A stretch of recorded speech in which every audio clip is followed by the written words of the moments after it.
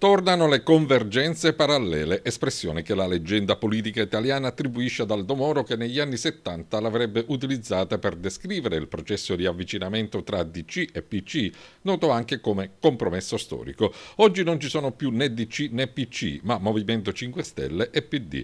Uno tsunami, quello di Grillo, abbattutosi alle ultime elezioni nazionali, che ha suggerito la possibilità di un incontro tra i due soggetti politici. E la Sicilia, da sempre laboratorio politico, offre un proprio modello, quello instaurato con l'elezione di 5 mesi fa, che ha portato a Sala d'Ercole 15 deputati 5 Stelle particolarmente attivi. In questo primo scorcio di legislatura hanno presentato oltre 100 atti ispettivi, 9 disegni di legge in gran parte sulla riduzione dei costi della politica, mozioni di peso come quella sul no al MUOS. E soprattutto i 15 ogni mese restituiscono ben il 75% della lauta indennità parlamentare. Il modello Sicilia è quello che Beppe Grillo vuole esportare a Roma, un'intesa che nell'isola, sottolinea il presidente della regione Rosario Crocetta, funziona. C'è sempre stata un'affinità elettiva tra me e gli esponenti di 5 Stelle, sottolinea il governatore, sull'idea di taglio dei privilegi senza massacrare lo Stato sociale, e abbiamo scoperto convergenze parallele su norme di carattere ambientale come quella sull'acqua pubblica e sulla revoca dell'autorizzazione del MUOS.